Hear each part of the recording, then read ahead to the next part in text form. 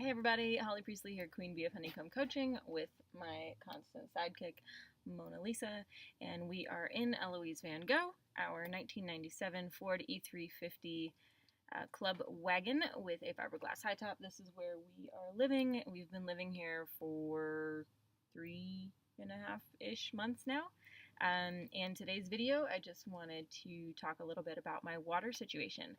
I recently published a blog post on my website about how I live in the van without running water, and I figured I might as well do a video about it because not everybody likes to read, and sometimes video gets the point across a little bit better. And then also, I know I kind of touched on this in my previous video about my frequently asked questions,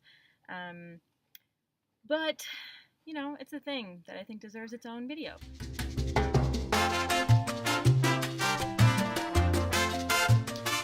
When I bought the van, my intention wasn't necessarily to live in it without running water. I mean, it does have a sink and a stove and a 30-gallon water tank strapped to the bottom. And it's got a little fill spout on the outside, pretty close to my gas tank and everything, and where I plug in when I have shore power. But I bought it in August, and I knew that I was going to spend a few months converting it, and that I probably wouldn't move into it full time until the winter. And then I knew that I wasn't going to want to deal with it, it being, you know, the water system in the winter, because here in Colorado it gets pretty cold, and I didn't want the water to freeze and break anything, so I just wasn't planning on using it.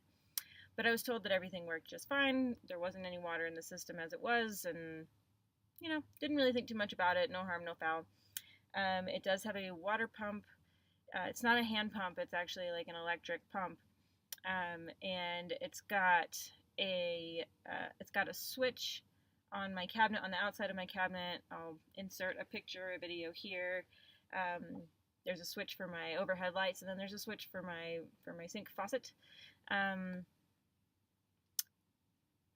yeah, I never used it or anything because there was no point. There was no water in the system, and you know, I wasn't gonna put water in the system. I figured that'd be something I would handle in the springtime, so like now-ish, once we're past the freeze danger.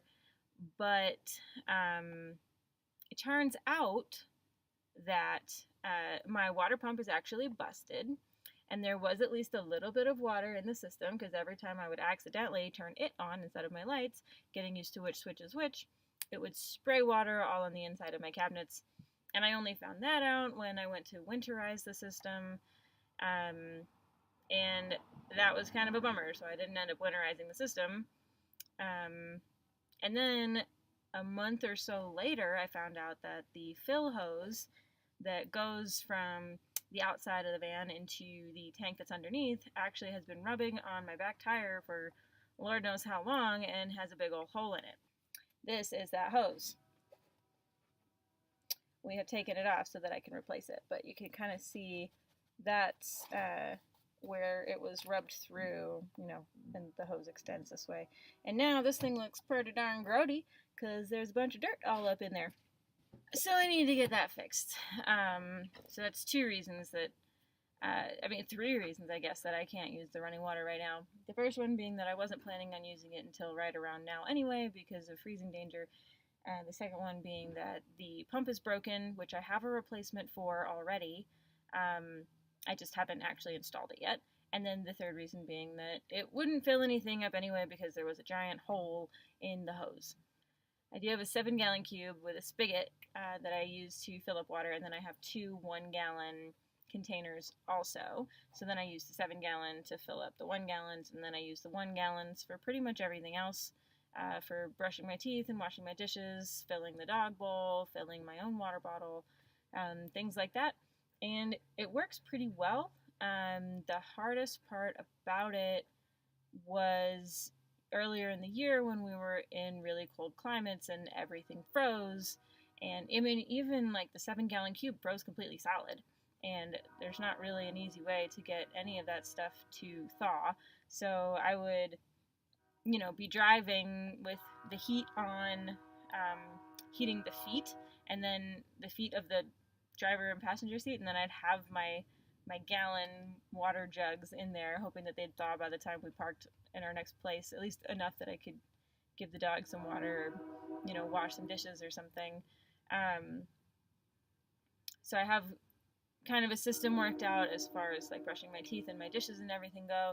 I do take my toothbrushing kit to a lot of places with me if I know I'm going to be going out to eat with friends or anything like that. I want to take advantage of having running water in those bathrooms.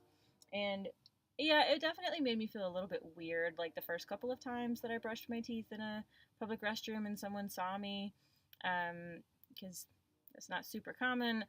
It doesn't really bother me anymore because, you know what, I have braces and I have to brush my teeth pretty regularly, and whatever. I think that that's, like, regardless of whether I was living in a van and had running water or not, I'd need to have my toothbrushing kit with me. So I kind of got over that fairly quickly. As far as running water for bathrooms and showers, I use the showers at the gym or at my friends' houses. And then the bathroom situation, I just don't use running water for it. I have a funnel and a bottle set up for urination, and then I have a bucket for a toilet if I absolutely need it. Otherwise, again, if I'm in the city, I'm usually near a gym or a coffee shop or a library or something to that effect. So it hasn't come to be an issue there. So if you have any specific questions about my water system or a water system, whether you're gonna, have a hand pump or an electric pump or no pump, feel free to drop me a line. I've done a bunch of research. I only have experience so far with the gravity sink situation, and by that I mean using my arm to hold up the gallon jug to pour it, and then the gravity pulls the water out. It's pretty flawless.